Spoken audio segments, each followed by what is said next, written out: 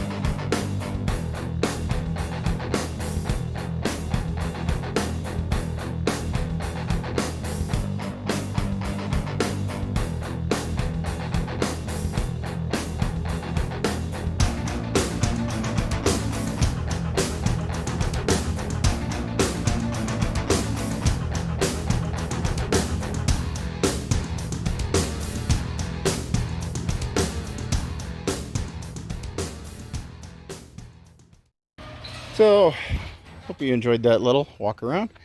But what we're doing is, as I said before, getting these panels. I've just used some of these plastic welding pieces. Those get cut out.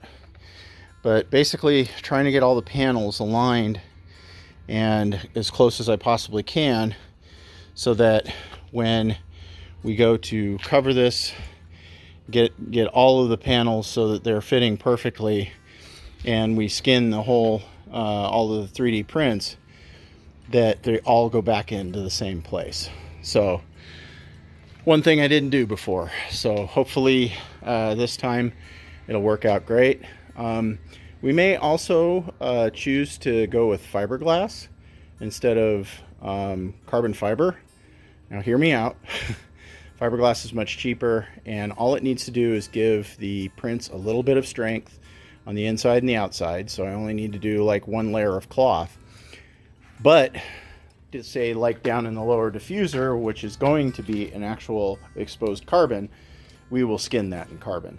And then also the same for the engine or intake scoops, and also the engine area scoops. So we're going to go ahead and do those in carbon. So one of the things that I got done over the last 2 weeks is we basically finished printing the engine cover, as you saw in the video, earlier video.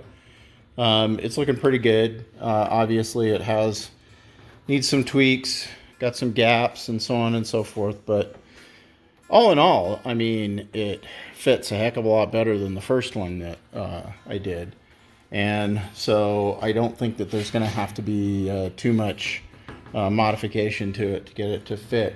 Now remember, we printed this whole body, kind of putting it together and getting, you know, these parts to match up on either side. And so to have it fit this well after putting all of these other body panels on, that's a pretty good deal. And then the other thing we did was we got this all ready, the windshield surround. I think I'm gonna have to sponge for a real windshield. Ugh. But it's just gonna make the car look great. Because we had to cut down minivan windshield, which did a pretty good job, but it didn't quite make it down far enough. So I think in order to complete the look, I don't know, stomaching a $1,500 to $2,000 windshield. I mean, I'm going to have to do it on the McLaren over there, but probably going to have to do it here too. So let me know what you guys think. I definitely can't go Lexan. I tried that. The State Patrol said no bueno on Lexan windshield, which I don't really understand, but I don't think they do either.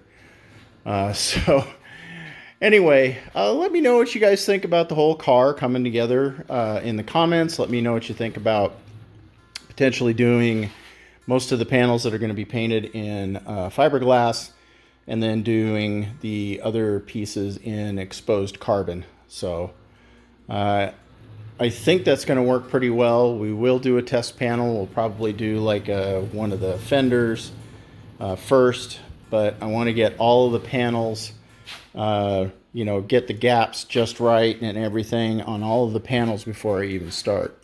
And so we have to work on the that rear engine cover. Video today. I just wanted to get you guys an update on what's going on. Again, I've been pretty busy with all the house stuff. It's a crazy house, and we're having to do a lot of work to it. So, but you know, that's the way it goes. So anyway, like and subscribe if you haven't already. Hit that notification bell to find out when videos come out, because apparently I'm not very consistent. Sorry.